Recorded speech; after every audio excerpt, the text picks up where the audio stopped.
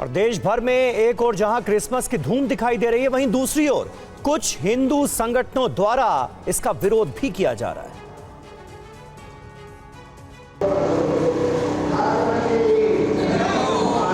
तस्वीरें दिल्ली के साकेत की हैं, जहां यूथ स्टैंड फॉर सोसाइटी नामक संगठन द्वारा तुलसी पूजन का आयोजन किया गया। पूजा में शामिल लोगों का कहना था कि उन्हें क्रिसमस से कोई आपत्ति नहीं है, लेकिन उन हिंदुओं से दिक्कत है जो क्रिसमस मनाते हैं। उनका कहना है कि पश्चिमी संस्कृति के प्रभाव के कारण लोग अपनी परंपरा और संस्कृति को भूलते जा रहे हैं। कार्यक्रम में मौजूद लोगों ने कहा कि हिंदुओं को क्रिसमस मनाने के बजाय तुलसी पूजन जैसे अपने धार्मिक आयोजनों पर ध्यान देना चाहिए। बता दें कि हर साल 25 दिसंबर को तुलसी दिवस मनाया जाता है। इस दिन पर तुलसी जी की पूजा अर्चना का विशेष महत्व माना गया है। समझती हूँ कि ठीक है, सबकी अपनी आस्था होती है और जिनको क्रिसमस मनाना है वो मनाए, बट मेरे हिंदू भाई बहन जो अपनी संस्कृति को भूलकर आज क्रिसमस मना रहे हैं और सांता क्लॉज बन के घूम रहे हैं, मुझे उस चीज से बहुत ज्यादा दिक्कत है। अच्छा, 25 दिसंबर को लोगों ने क्रिसमस डे बना लिया है। आप एक बात समझो ना, सिर्फ क्रिसमस डे ना रहकर वो तुलसी दिवस भी है, तो आप तुलसी दिवस को क्रिसमस के चक्कर में क्यों भूलते जा रहे हो? और हरियाणा में जारी लिव इन रिलेशनशिप कानून विवाद में अब खाप पंचायतों की भी एंट्री हो गई। लिव इन रिलेशनशिप पर खापों ने भी सख्त रुख अख्तियार कर लिया है। हरियाणा में लिव इन रिलेशनशिप को लेकर सख्त कानून बनाने की मांग उठने लगी है। पहले बीजेपी विधायक लक्ष्मण यादव ने हरियाणा विधानसभा के शीतकालीन सत्र के दौरान ये मुद्दा उठाया। बीजेपी विधायक ने अपनी सरकार से लिव इन पर सख्त कानून लाने की मांग की। उन्होंने दावा किया कि कई विधायक इसके खिलाफ हैं, जो जल्द ही मुख्यमंत्री से मिलेंगे और उत्तराखंड की तर्ज पर हरियाणा सरकार से भी लिव इन पर सख्त कानून लाने की मांग करेंगे।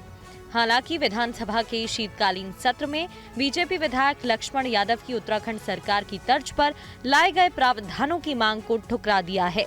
वहीं अब अलग अलग खाप की तरह से ये मांग उठने लगी है कि हरियाणा में लिव इन रिलेशनशिप को लेकर सख्त कानून बनाया जाए। तो हरियाणा की खापें तो ये चाहती हैं कि लिव इन और समलैंगिक कानून पे बिल्कुल सहमत नहीं है। तो हमारी तो ये मांग है खापों की कि लिव इन और जो समलैंगिक जो ये शादी है, इन्हें बिल्कुल खत्म होनी चाहिए, बिल्कुल बैन होना चाहिए। इन पे इस प्रकार का मामला ही नहीं होना चाहिए। और बिहार के मुजफ्फरपुर में दिन दहाड़े फायरिंग की घटना सामने आई है। दरअसल जमीन की रंगदारी को लेकर 2 बाइक सवार बदमाशों ने एक घर पर ताबड़तोड़ फायरिंग कर दी। पूरा मामला क्या है, इस रिपोर्ट में देखिए।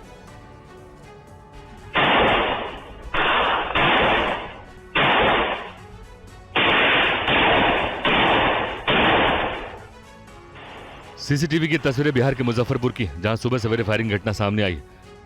तस्वीरों में आप देख सकते हैं कि बदमाश कैसे एक घर पर ताबड़तोड़ फायरिंग कर रहे हैं।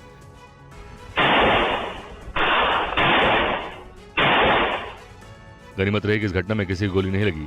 तो चलिए अब आपको पूरा मामला बताते हैं कि आखिर ये फायरिंग की घटना क्यों हुई। दरअसल ये घर सतीश कुमार का है, जिनका बेटा यहाँ आता जाता रहता है। इस जमीन को लेकर काफी दिनों से विवाद चल रहा था और रंगदारी को पहले से पीड़ित ने केस भी दर्ज कराया हुआ। इसके बाद आज सुबह तड़के 2 बाइक सवार बदमाशों ने यहाँ फायरिंग की घटना को अंजाम दिया। सीसीटीवी में आप देख सकते हैं, पहले तो बदमाशों ने काफी देर बाइक के पास खड़े होकर इंतजार किया। उसके बाद एक बदमाश बंदूक लेकर घर की ओर बढ़ा और फायरिंग की और बाइक पर बैठकर हथियार लहराते हुए फरार हो गया। वहीं सूचना मिलते ही मौके पर पुलिस की टीम पहुंची और मामला दर्ज किया। पुलिस सीसीटीवी के आधार पर अभियुक्तों की तलाश में जुट गई है। और उत्तराखंड के रुड़की में पुलिस टीम पर दिन दहाड़े फायरिंग कर दी गई। हमले में 2 पुलिसकर्मी घायल हो गए। जिस वक्त फायरिंग की गई उस वक्त एक कुख्यात अपराधी को पेशी के लिए कोर्ट ले जाया जा रहा था। तभी रुड़की के लक्सर कोतवाली इलाके में भीड़भाड़ का फायदा उठाकर अपराधियों ने गाड़ी पर गोलियां चलानी शुरू कर दी। 2 गोलियां पेशी के लिए जा रहे बदमाश को भी लगी हैं। जाम का फायदा उठा करके जो भी समझे उसने फायर किया है, 2 गोलियां उसको लगी है और हाई सेंटर रिफर करके है। बाकी हमारी टीमें लगातार चेकिंग कर रही है। जल्दी कौन लोग थे क्या पे उस पर हम कार्रवाई करेंगे, जल्दी लोगों को पकड़ेंगे। सर, ये जिसे गोली लगी ये कौन है? इस पर कितने? ये आज कोर्ट पे इसकी पेशी थी और हार्डकोर क्रिमिनल बताया जा रहा है। कई सारे मुकदमे उस पे हैं, तो आज पेशी थी उसकी। एक पुलिस का रूटीन वर्क है, तो पुलिस उसको जब पेशी के लिए ला रही थी, रास्ते में उस पर ही अटक गया। बताया जा रहा है कि बदमाश पहले से घात लगाकर एक फ्लाईओवर के पास बैठे हुए थे। वारदात के बाद बदमाश मौके से फरार हो गए। फायरिंग के बाद बॉर्डर को सील कर दिया गया। सीसीटीवी की मदद से हमलावरों की तलाश की जा रही है। और बांग्लादेश में हुई हिंदुओं की हत्या के बाद ग्रेटर नोएडा में भी लोगों ने प्रदर्शन किया है और बांग्लादेशी नेताओं का पुतला फूंका है। ये रिपोर्ट देखिए।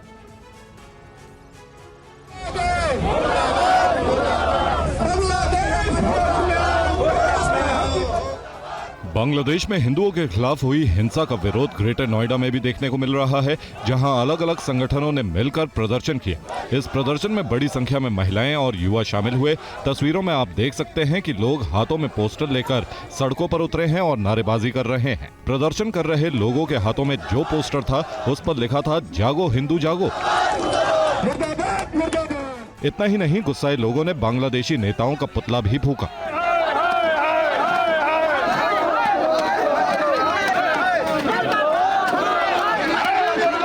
तस्वीरों में आप देख सकते हैं कि कैसे लोग बांग्लादेश में हुई हिंदुओं की हत्या के खिलाफ सड़कों पर उतरकर मार्च निकाल रहे हैं और पुतला भी फूंक रहे हैं। दरअसल बांग्लादेश में हिंसा के दौरान कई हिंदुओं को मौत के घाट उतार दिया गया, जिसके खिलाफ लोग सड़कों पर आकर प्रदर्शन कर रहे हैं और सरकार से बांग्लादेश के खिलाफ कड़े कदम उठाने की मांग कर रहे हैं। मध्य प्रदेश में ट्रक के साथ 599 किलो गांजा एसटीएफ ने जब्त किया है, जिसे ओडिशा के रास्ते एमपी लाया जा रहा था। क्या है यह पूरा केस, इस रिपोर्ट में देखिए। मध्य प्रदेश में एसटीएफ को नशे के खिलाफ एक बड़ी सफलता हाथ लगी है। दरअसल एमपी में नशे के कारोबार पर लगाम लगाने के लिए पुलिस की टीम लगातार काम कर रही है। इसी कड़ी में ओडिशा से एमपी लाया जा रहा 599 किलो गांजा ट्रक सहित एसटीएफ की टीम ने जब्त कर लिया। जब्त किए गए गांजे की कीमत करीब 1 करोड़ 80 लाख रुपए बताई जा रही है। लेकिन सबसे दिलचस्प बात यह है कि इस गांजे को ट्रक में अनोखे तरीके से छिपाकर लाया जा रहा था। ट्रक में एक लोहे की चादर से एक खास कंपार्टमेंट बनाया गया था, जो बाहर से दिखाई नहीं देता था। इस कंपार्टमेंट में गांजे के पैकेट्स को छिपाकर ट्रक से एमपी लाया जा रहा था। मध्य प्रदेश की STF team MP Chhattisgarh border पर तैनात थी और इस ट्रक को गांजे के साथ जब्त कर लिया। बताया जा रहा है कि यह ट्रक अनूपपुर जिले के घने जंगलों के रास्ते एमपी लाया जा रहा था। दरअसल एमपी में नशे की रोकथाम के लिए पुलिस प्रशासन की तरफ से लगातार अभियान चलाए जा रहे हैं। ऐसे में 599 किलो गांजा पकड़ा जाना एसटीएफ के लिए एक बड़ी सफलता है। तेलंगाना के शमशाबाद में एक स्कूल बस के पलटने से बड़ा हादसा हो गया। दरअसल एक कार ने स्कूल बस को टक्कर मारी, जिसके बाद बस पलट गई। इस घटना में कई छात्र घायल हो गए।